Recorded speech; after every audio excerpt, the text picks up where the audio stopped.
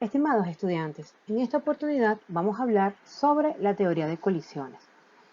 Vamos a explicar cómo transcurre una reacción química a nivel molecular. Para ello nos centraremos en dos teorías, la teoría de colisiones y la teoría del estado de transición.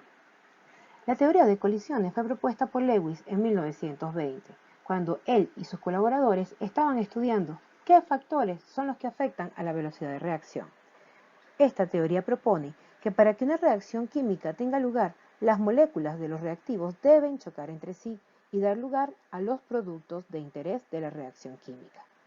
Sin embargo, no todos los choques que se producen entre las moléculas de reactivos son eficaces, es decir, que no todos producen una reacción química. Por eso, llamaremos a los choques eficaces a todos aquellos que dan lugar a la formación del producto, y a los otros choques los llamaremos ineficaces. Vamos a utilizar una reacción química para poder interpretar cómo se relaciona esta con esa teoría de colisiones. Para ello vamos a hacer uso de un balón, el cual va a estar constituido de dos gases. Ahorita vamos a ver cuáles son esos dos gases y los mismos, la combinación de ellos nos va a dar como producto el cloruro de hidrógeno. Entonces, ¿quiénes serían los protagonistas de esta reacción química? Serían el hidrógeno y el cloro en su estado de agregación gaseoso. Una vez que ellos se combinen, va a tener lugar una reacción química que nos va a proporcionar al cloruro de hidrógeno gaseoso.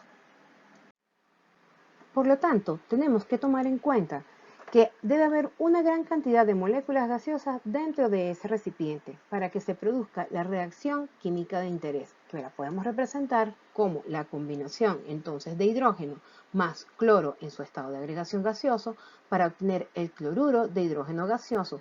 Cumpliendo con la estequiometría de la reacción, tendremos que considerar que si tenemos el hidrógeno diatómico, lo mismo que el cloro, debemos obtener por estequiometría dos moléculas de cloruro de hidrógeno. Estos gases, hidrógeno y cloro, van a estar en constante movimiento. Este movimiento constante y caótico es lo que nos va a ayudar o a favorecer a que tenga lugar la reacción química.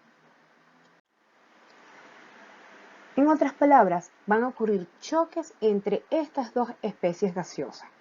Esto también va a depender de la concentración de las especies químicas que podrían estar presentes en nuestro proceso químico. De hecho, se debería esperar unas colisiones de alrededor de 10 a la 30 por segundo en ese recipiente de reacción. Esto quiere decir que por cada segundo se producen 10 a la 30 colisiones entre las moléculas. Elevadísimo, ¿no? Si todas las colisiones fueran eficaces, la reacción se completaría en una fracción de segundos mínima, pero la realidad es otra, porque no todas las colisiones son eficaces. Entonces, ¿por qué algunas colisiones sí son eficaces? ¿Por qué tienden a cumplir con dos cosas? ¿Cuáles son esas dos cosas? Que las moléculas de los reactivos tengan una orientación adecuada y que el choque que se produce entre esas especies tengan una energía cinética lo suficientemente disponible como para que se produzca la reacción química de interés.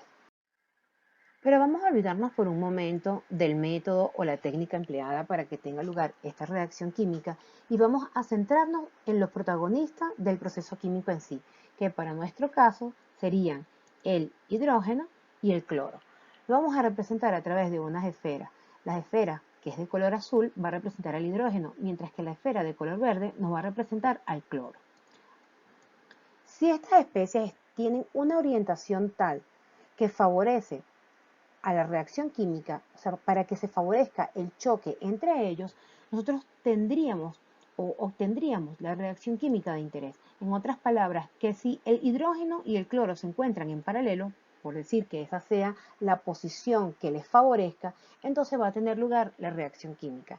Entre tanto, si tenemos la combinación del hidrógeno y tenemos el cloro, ya sea en esta posición, en la posición central o en la que está en la parte superior, fíjense que ninguna de ellas probablemente favorecería al proceso químico en sí. Por lo tanto, la reacción química no tendría lugar. ¿Por qué? Porque no cumple con la orientación adecuada para que la reacción química sea favorecida.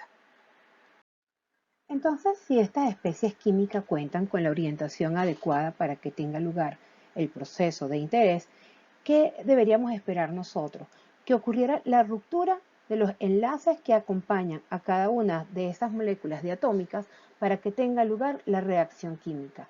Si la energía cinética que los acompaña es lo suficientemente favorable, entonces vamos a obtener el producto de reacción, que serían dos moléculas de cloruro de hidrógeno, quienes también cuentan con una energía favorable para la conformación de estos nuevos enlaces.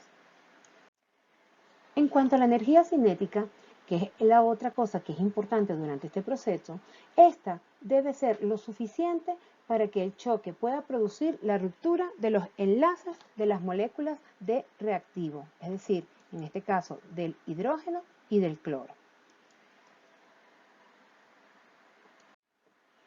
No es lo mismo el efecto de dos moléculas que se acercan con una energía cinética a que choquen violentamente con esa misma energía.